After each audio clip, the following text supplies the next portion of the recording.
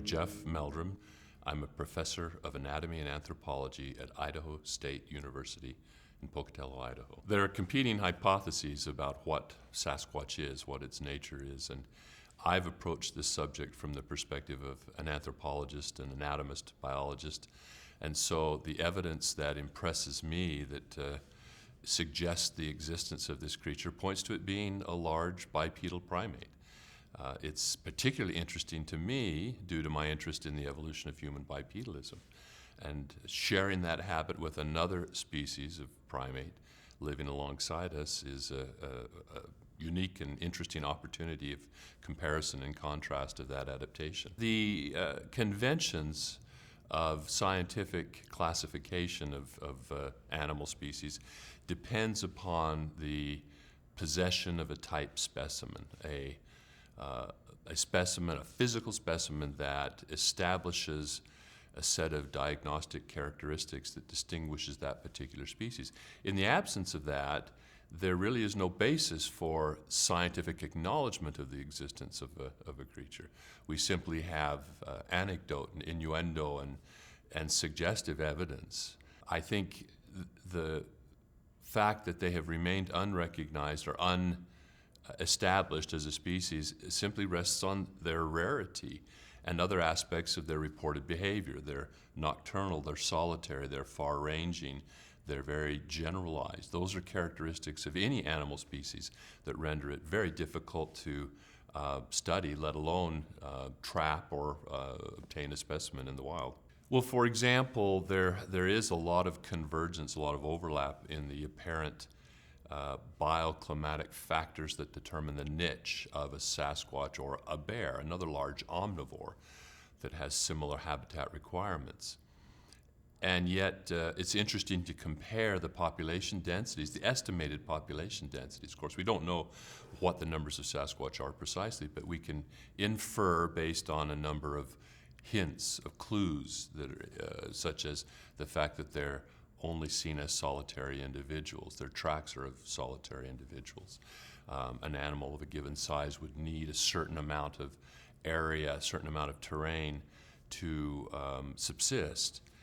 That says a lot. A large animal that has no natural predators, that is the top of its food chain, will live out its life, barring accident or disease, and die a natural death. Animals that die natural deaths secrete themselves off into some out-of-the-way place, and their remains are rarely found. One of my predecessors, Dr. Grover Krantz from Washington State University, used to routinely ask his audiences, how many of you have ever seen bear skeletons in the wild? Have ever stumbled upon a skull of a bear? And in all his asking of that question, not once did he have a person identify themselves as having found a bear. I've asked that a few times here and there over the years, not routinely, but in all of my asking, I've only had 3 instances of bear skulls found by outdoorsmen or people hiking in the woods. And so it just speaks to the unlikelihood of finding remains of animals out in nature. Nature has a way of recycling those resources in a very efficient and very prompt manner. I'm often asked what's the most compelling evidence. From my perspective and expertise as a student of human and primate locomotion, it's the footprint evidence that drew me in. And likewise, many of my scientific predecessors, Dr. Grover Krantz, Dr. John Napier, it was likewise the composite data set of the footprints that compelled them to take this matter seriously. Something, as Dr. Napier said, something is leaving footprints. And we should be able to distinguish between hoaxes and misidentifications and the real McCoy.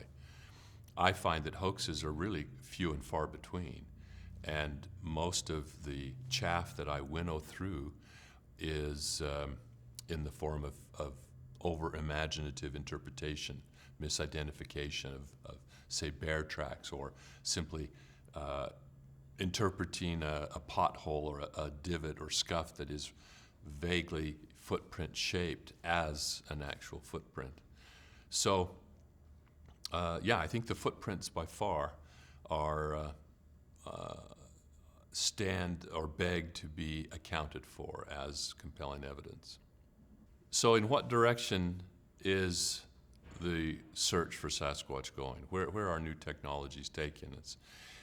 For a long time we've relied on the standbys like camera traps and broadcasting vocalizations in hope of attracting a reply. Only more recently were things like night vision and thermal imaging more available to the general public, and those have been important tools.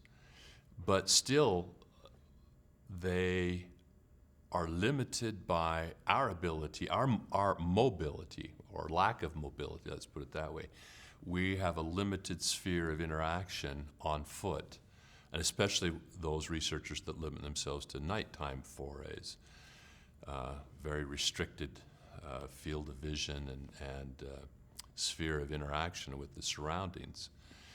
I think the next step, given the rarity, the presumed rarity of these creatures with very low population densities and wide-ranging habits and behaviors, I think the next step will be technologies that allow us to extend our reach. So I see that as on one prong, aerial surveillance with the combination of FLIR and night vision. And now, even more interesting, I think, is the potential for LiDAR, the radar, because the challenge of using thermal imaging has been the inability to penetrate the canopy and detect wildlife beneath the cover of the forest and shrubbery, whereas LiDAR can do that.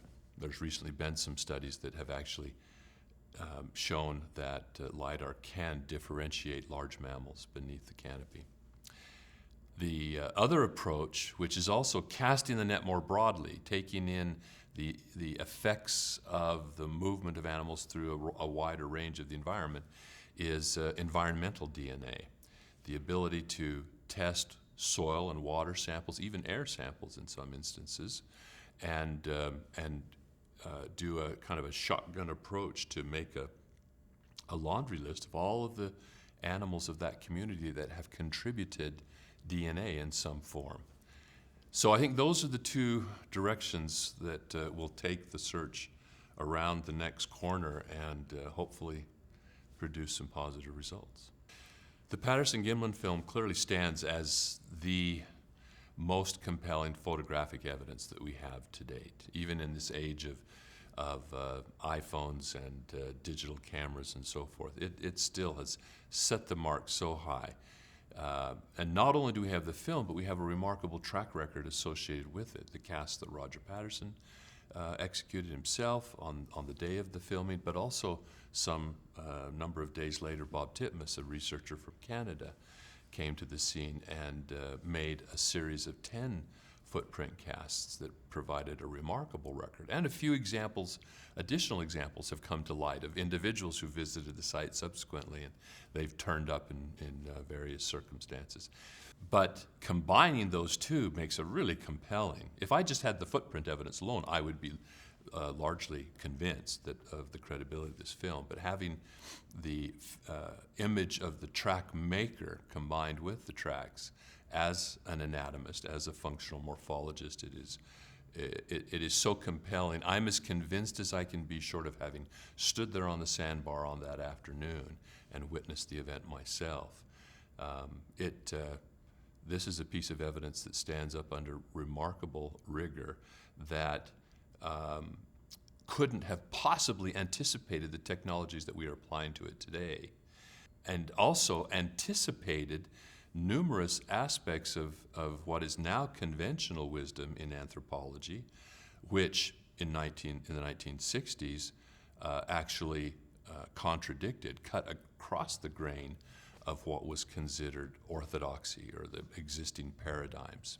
That aspect in itself fascinates me. You know, you could allow Roger to have maybe guessed about one thing and gotten it right, just or simply by pure coincidence, but a half a dozen different items that line up perfectly with what we now envision an early bipedal hominin to look like. That's Patty. I mean, she epitomizes our current concepts of that stage of hominin evolution. And in that regard, it's a remarkable piece of evidence. So in 1967, the concepts of anthropology were rather different. And the human niche was seen to be rather exclusive. Evolution of the human lineage was seen as a single file march, one species being succeeded by another. We now have thrown that concept out the window as the discovery of hominins has really burgeoned. We have this remarkably bushy tree with multiple species coexisting across the landscape for millions of years. And in fact, many of these lineages have persisted until much more recently than ever suspected before. One of those could certainly be Sasquatch. And so we find that the paleontological and anthropological context of the possibility of something like Sasquatch actually finds context. It accommodates the notion much more readily now than it did back in the late 60s. The public impression of Patty's behavior is somewhat constrained by a very selected edit, that iconic stretch where she's walking essentially perpendicular to Roger's line of sight and looks back, gives that look back that has produced that iconic classic image. And some have interpreted that as being a rather nonchalant retreat. Well, first of all, bear in mind, this is a creature that, by my estimate, was right around 7 feet tall and between 700 and 800 pounds in weight. It's a massive, muscular, powerful creature that really fears nothing in the woods. And depending on how much experience she may have had with human, would have no concept of what a rifle was, for example. It's interesting that when you look at the entire film, at the beginning, the portions that rarely are shown because of the gyration of the camera as Roger ran across the creek approaching it, at that point she was walking rather nonchalantly. Her arms are pretty much hanging at her side. She's rather stooped forward, and she's retreating in a fairly casual manner.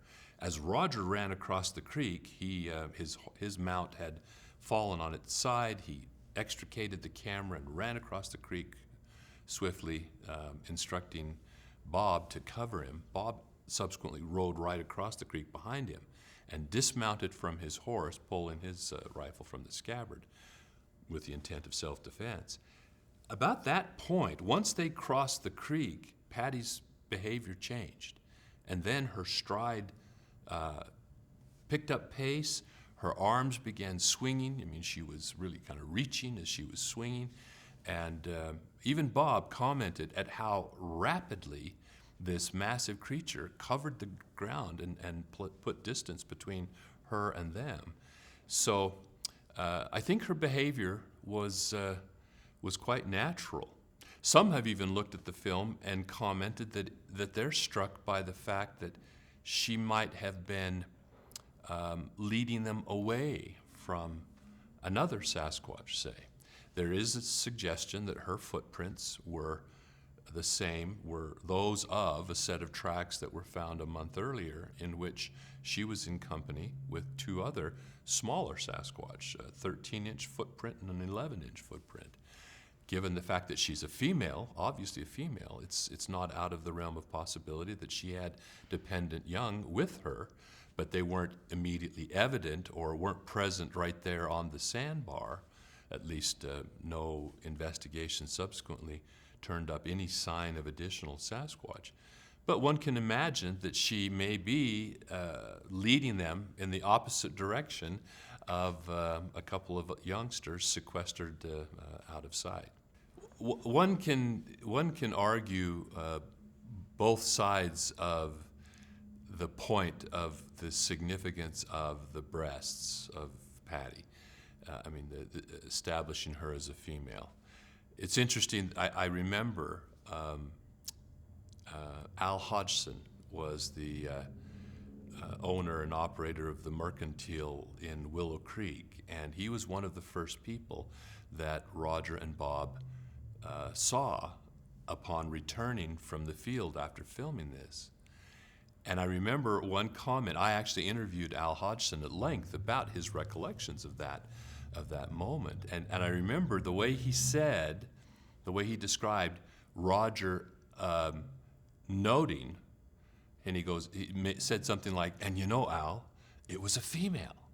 I mean, it was like he was surprised. They obviously noticed the anatomy and the significance of it, and made note of that. Now, the devil's advocate would turn around, or the skeptic would say, Roger was influenced by the descriptions made by Albert Ostman and William Rowe, two stories that have become somewhat classics in Sasquatch lore, and especially of Canadian Sasquatch lore. William Rowe, who has a really stunning account of an observation of a young female Sasquatch, and he described the prominent breasts that confirmed to him that it was indeed a female. Albert Ostman made comments, and he was obviously observant and made note of the female Sasquatch breasts, and made a comment that she would have benefited from some of those modern ladies' underwear that are available out there. It was just, funny only in the sense of his noting it's not only the presence of the breasts, but the anatomy, the appearance of the breasts. So the skeptic would look at the influence of that, and then also argue that, the estimates of Sasquatch size varied up to 9 or 10 feet in height. And so if you were looking for a human subject to fill a costume, it would be easier to fill a female costume that would maybe only be about 7 feet tall. If even then, in 1967, you could find someone just off the street that was 7 feet tall and had the other bodily dimensions that Patty evidently exhibits. All of those things, I think, fall to the wayside from my perspective. The convergence of Patty's appearance on the anecdotal descriptions of William Rowe and Albert Ostman just confirms the consistency and continuity of the phenomenon. And the suggestion that you'd work around the challenge of finding an oversized human male subject by portraying a female falls to the wayside when you scrutinize the specifics of what would have to be a fursuit and someone to fill that fursuit, which is just virtually impossible, especially given the technologies available in 1967. So that's a convoluted description of what often is an off-the-cuff, sort of knee-jerk, skeptical response, but it just shows. The answers to these questions are difficult to put into a single sentence soundbite. These are complex questions that don't have simple answers, but yet they stand up under the scrutiny and specificity of a detailed analysis. I'm frequently asked, should I be afraid? Should I be worried about Sasquatch being out in the woods with me? And generally, my answer is no.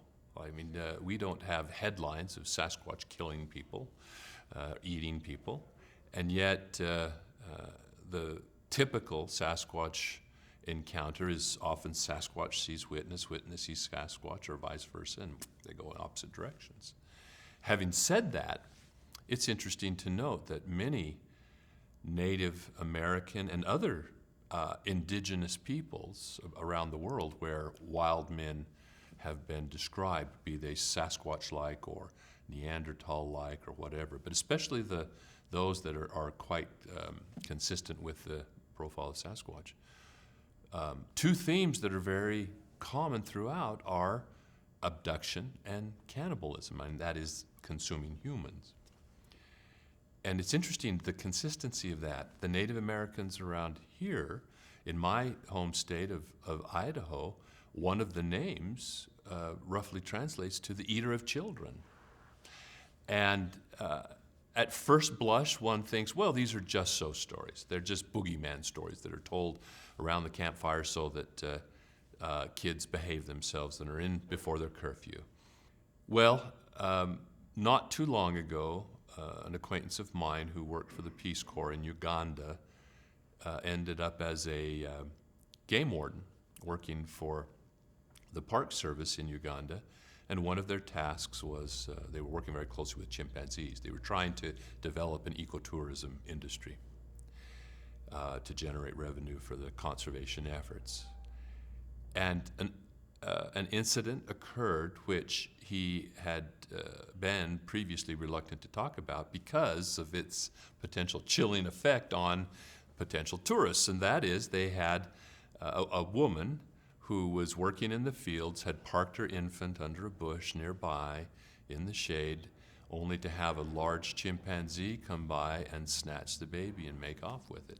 Now, this was during a period of extreme drought when resources were limited and the animals were very stressed, but the field hands dropped what they were doing and pursued, but weren't able to retrieve the child before it had been killed and partially consumed. It turned out that over a 7-month period, there were 12 instances of infants and toddlers having been abducted by chimpanzees and eaten. So suddenly now, a just so story told in the American Intermountain West, which is assumed to be a boogeyman story, turns out to have a parallel, a precedent in the natural behavior of great apes. So isn't that interesting? You know, it's in the case of the story that I'm most intimately familiar with in the Idaho-Nevada region, it goes back a couple of generations, and during a very severe winter, it was reported that the crying of a baby apparently attracted Saavits, as it was called, reached underneath the teepee border and snatched the child and made off with it. And so from that point, it was called Saavits, the eater of children. And I've had students who have told me from the tribe who have shared with me stories. Their grannies would shake their fingers and say, when you're coming home from your friend's house after dark, don't whistle, or you will attract the Saavits, and they'll snatch you away. We won't know what's happened to you. What will be the consequences once science officially recognizes the existence of Sasquatch? You know, will hunters run out and shoot them up? Will it close down all the forests as we set aside reserves to protect the Sasquatch? You know, will it be the mother of all spotted owls, as some have suggested? I don't know what the consequences will be. I mean, as from a scientific perspective, we can simply kind of roll back the time and examine the implications of the consequences of the discovery of the gorilla. And in fact, it's quite interesting if you substitute the word Sasquatch for gorilla in some of the narratives of the early explorers and discoverers and describers of especially the mountain gorilla, which it was thought there couldn't be anything else, there couldn't be another ape out there. It sounds remarkably like the unfolding history of the recognition of Sasquatch, the discovery and recognition of Sasquatch, whether it's officially, authoritatively recognized by science or not. So it won't overturn all theories of human evolution. It won't rewrite the textbooks. It will add a very significant chapter, I think, and it will be there will be a bit of reckoning. How could something like this have existed right under our noses? There'll certainly be that implication. As to the economic and social and spiritual, each of those has its own sort of set of parameters. I think it's no more threatening to anyone's religious beliefs or faith than the discovery of, for example, the gorilla, another man-like creature. I mean, it's that. If it turns out to have other aspects to its character, if it has any paranormal qualities or otherworldly connections or entanglements, then certainly those implications will have to be sorted out. But the simpler explanation at this point that the data justifies is that it's a biological species. It's just an unrecognized, very rare and elusive species of primate. As to the nature and character of Sasquatch, I approach the subject as a scientist, specifically as an anthropologist and biologist. And so, in step with the methods of science, the application of parsimony, which compels us to deal with the simpler, more straightforward explanation first before elaborating. I have yet to experience personally anything that falls outside of the realm of what I would expect for a biological species, for a large primate. One of my colleagues, the late Dr. John Bindernagel, did a marvelous job in his treatment, in his book entitled North America's Great Ape, the Sasquatch. Not being a primatologist, he still navigated that literature very deftly and showed the remarkable parallels and consistencies in the anatomies and behaviors of Sasquatch with that of known great apes. And those continue to converge as we discover new things. For example, tradition has always attributed to Sasquatch a taste for fish, a preference for salmon, and yet no known great ape has been described as eating fish. Well, then there was an episode on a television program about these orangutans that were being repatriated, and their little island habitat was inundated by a flood, which stranded some catfish in the puddles. And they promptly came down and scooped up these catfish and were eating them. And I went to every book on my shelf. I Googled the literature, and there's not one, as far as I've been able to determine previously, not one printed reference to fish being within the diet of a great ape.